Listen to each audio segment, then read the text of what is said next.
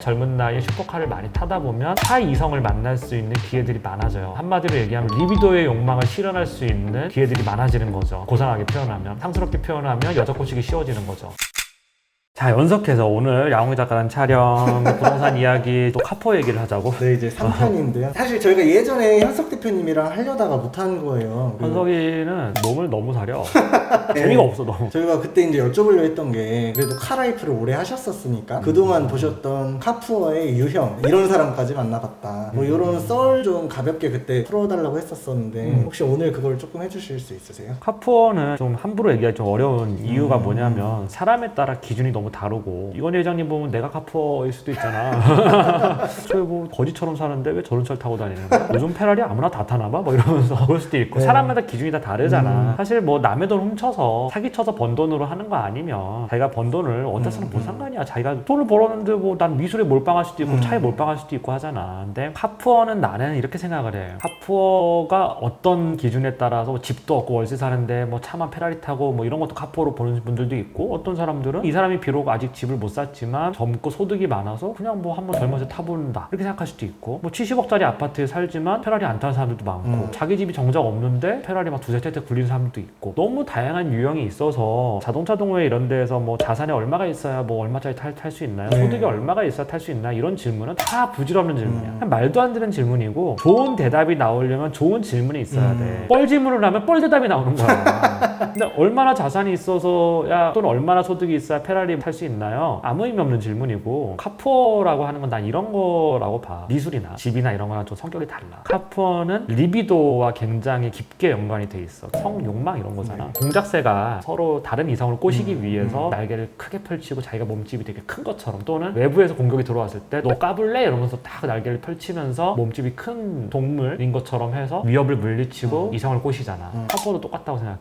카푸어의 개념은 뭐냐면 자기의 실체보다 항상 과장을 해서 나 이런 사람이야 라고 하는 거지. 그 욕망이 어디에 있느냐? 남근의 욕망이 있다는 거지. 그 남근의 욕망이 꼭 어떤 성적 이성을 꼬셔서 하룻밤 자겠다 이런 욕망뿐만 아니라 자기가 속해 있는 남자들끼리 있는 중거 집단에서의 자기의 남근의 욕망 그 욕망 때문에 카푸어가 되는 거지. 결국 정의할 수가 없어. 근데 결국 자기가 가지고 있는 실체적 진실보다 훨씬 더 나를 과장해서 내가 대단한 사람인 것처럼 내가 예를 들어서 뭐 전 재산이 20억밖에 없어. 난 그냥 뭐 보증금 3억에 월세 얼마 내면서 페라리 막 타고 이런 분들도 되게 많아. 실제로 되게 많아. 근데 그렇게 했을 때 나는 그 문제는 안 된다고 생각해. 내가 아직 젊고 내가 전 재산이 20억이고 앞으로 캐시플로우가 없으면 그 살면 바보지. 근데 난 계속해서 앞으로 캐시플로우를 만들 수 있는 능력을 가지고 있고 아니 나이도 어리고 남들이 볼 때는 한심하다고 얘기할 수 있지만 나는 어렸을 때 그런 경험도 해보는 건 좋다라고 난 생각해. 문제는 뭐냐고 실체적 진실보다 항상 자기를 과장하려는 사람들은 이걸 통해서 자기 영리 목적으로 이용을 하던가 아니면 누구한테 사기를 치던지 이런 사람들이 너무 많은 거야. 그러니까 결국은 카푸어라는 거는 다 똑같아. 이게 미술 시장도 그렇고 부동산 시장도 그렇고 다 똑같아. 내가 영업을 하기 위해서 또는 내가 뭔가를 팔아먹기 위해서 나를 대단한 사람처럼 포장을 해야 되잖아. 미술품만 한 100억 가지고 있다 그러면 재벌인 줄 알잖아. 알고 보면 자기 게 아니야. 아트 딜러들이 그런 식으로 사기를 되게 많이 쳐. 요즘에 해외 미술 시장에서도 얘가 막 되게 엄청난 빅컬렉터래. 봤더니 얘는 아트 딜러야. 자기 작품도 아니고 손님들 작품과 자기 거인 척 하는 거야. 빅컬렉터인 척 하면서 좋은 작품 프라이머리로 받아서 이런 애들도 있고 별별 사기꾼이 다 있어. 자동차 쪽도 마찬가지거든. 아주 대표적인 사건이 이진 사건이었잖아. 그렇죠. 그 부가티 베이롱을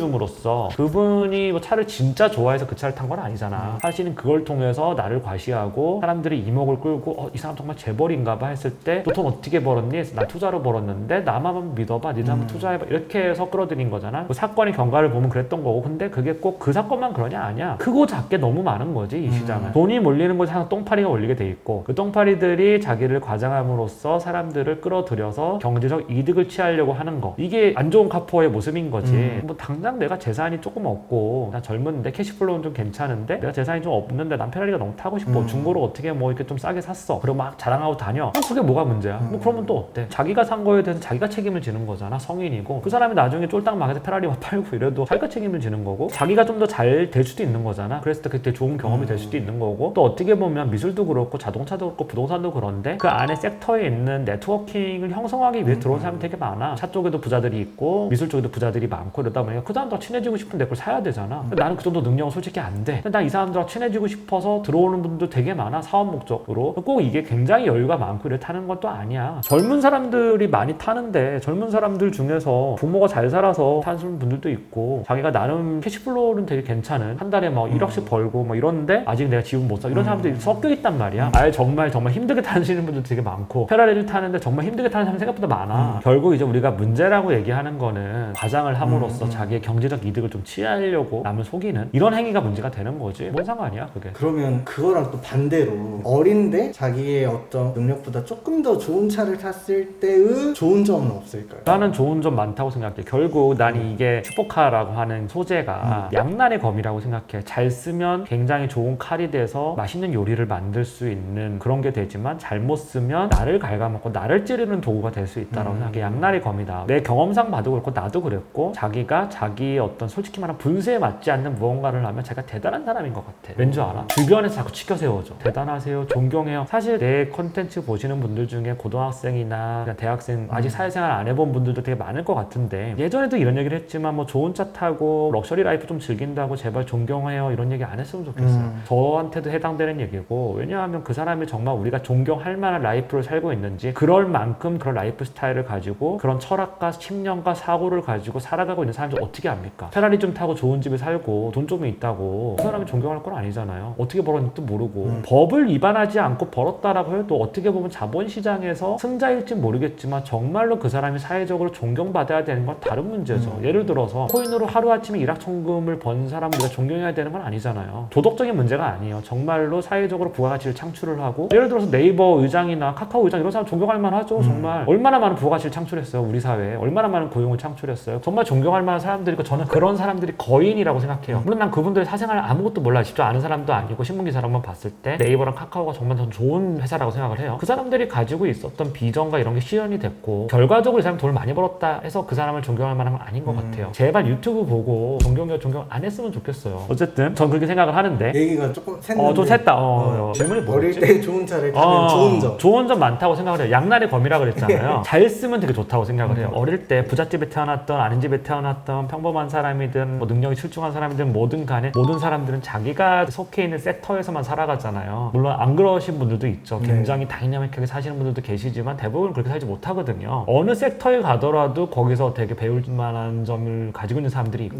배울 만한 점이 없고 얘는 정말 인성도 별로야 이래도 이런 세상이 또 있구나. 또 이 사람이 완전 무슨 갑자기 코인에 돈을 되게 많이 벌어. 이렇게도 또 돈을 버는 사람이 있구나 하면서 내가 속하지 않은 섹터에 있는 사람들을 만나면서 느낄 수 있는 건 전 되게 많다고 생각해요. 저는 뭐 자동차나 미술이나 뭐 부동산이나 어느 영역이든 간에 사업하시는 분들이나 다양한 사람들을 만나는 건 굉장히 중요하게 생각을 해요. 근데 그 경험을 머리가 많이 열려있는 어릴 때 하는 게 좋지 않겠느냐라고 저는 생각을 하고요. 그리고 그 매개로서 차가 매개로서 차가 하나가 될 수 있죠. 그리고 되게 싼 매개죠. 사실은 미술품이 훨씬 비싸요. 미술품을 사기 시작하면 이게 진짜 끝도 없고 이거는 대출이 안 나고 리스도 안 되고 다 현금으로 사야 돼서 박아놓은 돈이 많단 말이에요. 그래서 차보다 미술품이 더 돈이 많이 드는 것 같긴 한데 제가 볼 때는 자동차로 만약에 그걸 진입해서 다양한 경험을 해보고 싶다라고 하면 전 젊은 친구들한테 강추해요. 정말 괜찮은 경험인 것 같고요. 사실 뭐 그렇게 진입을 하면 첫 번째로는 사람들이 나한테 축켜 세워주면서 내가 되게 대단한 사람이라고 착각에 빠지게 되고 두 번째로는 어렸을 때 결혼하기 전에 젊은 나이에 슈퍼카를 많이 타다 보면 타 이성을 만날 수 있는 기회들이 많아져요. 한마디로 얘기하면 리비도의 욕망을 실현할 수 있는 기회들이 많아지는 거죠. 고상하게 표현하면 상스럽게 표현하면 여자 꼬시기 쉬워지는 거죠. 근데 그렇게 여자 꼬시기 쉬워지고 했을 때 좀 방탕하게 갈 수 있다. 삶의 밸런스가 굉장히 중요한데 저는 젊었을 때 여자를 많이 만나보는 것도 굉장히 중요한 자산이라고 생각해요. 금욕의 삶을 사는 거는 정말 나는 별로인 것 같아. 굉장히 큰 자산이라고 생각을 하는데 거기에 빠져 살게 되면 삶의 밸런스가 깨지게 되죠. 자기를 발전시키고 공부하고 해야 될 시기에 유흥과 쾌락에 빠져 살게 되면 자기를 발전을 못 시키겠죠. 한 남자가 어떤 노력을 하는 데 있어서 굉장히 중요한 게 열등감과 이성이라고 저는 생각을 해요. 이성에게 잘 보이기 위해서 외모도 가꾸게 되는 운동도 하게 되는 거고 내가 조금 더 좋은 배우자 아름다운 여성 시각적인 거에 많이 끌리잖아. 생물학적 본능을 내가 실현하기 위해서 나를 갈고 닦는 거거든. 내가 고시만 패스하면 내가 이것만 하면 좋은 조건에 있는 사람하고 만날 수 있어 라고 하는 어떤 희망과 리비도의 욕망을 실현할 수 있어 라고 하는 것들이 그거랑 굉장히 더 밀접하게 관련이 돼 있다고 생각을 해요. 사회적 성공이라는 거는 어느 정도는 리비도의 욕망을 실현하기 위한 거라고 저 생각을 해요. 그 리비도의 욕망을 실현할 수 있는 매개체로 슈퍼카를 이용을 하고 그걸로써 내 욕망이 이미 실현돼 버리고 이미 너무 너무 그렇게 말초신경 자극하는 삶을 살게 되면 노력을 안 한다는 거죠, 사람이. 그래서 보통 이제 부잣집에서도 자기들한테 미리 재산을 증여하거나 미리 회사 주식 다 물려주는 경우에 자식이 생각보다 노력을 안 해요. 그래서 이게 장단이 저는 있는 것 같아요. 그래서 저는 사실 그런 얘기도 많이 들었어요. 너 만약에 네가 자식을 낳아서 네 나이가 되면 넌 슈퍼카 같은 거 사줄 거냐? 난 이렇게 얘기를 했어. 자식이 만약에 봤는데 얘가 정말 올바른 가치관을 가지고 있고 신념이 정말 좀 그런 애고 충분히 자기가 컨트롤할 수 있는, 처음엔 컨트롤이 안 되지. 처음에 누가 뒤집어지지. 갑자기 내가 막 페라리 타고 나가는데 21살에 내가 평소에 만나지 못했던 아름다운 여성들이 굉장히 호의를 가지고 대할 때 어떤 남자가 안 좋아하겠어. 그때 눈깔이 뒤집어지지. 근데 1년, 2년, 3년 이렇게 살다 보면 내가 이런 삶을 살면 안 되겠다. 밸런스가 중요하구나. 이렇게 스스로 돌아볼 수 있을 만큼의 능력과 신념이 있는 사람이라면 난 사줄 것 같아. 오히려 이게 플러스가 된다고 생각해. 근데 그럴 만한 사람이 난 솔직히 많이 없다고 생각해. 아무튼 오늘 카푸어 영상을 하다가 여기까지 뭐 왔는데 이상한 얘기를 또 했습니다. 네. 여기서 일단 촬영은 마치는 걸로 네. 하겠습니다. 알겠습니다.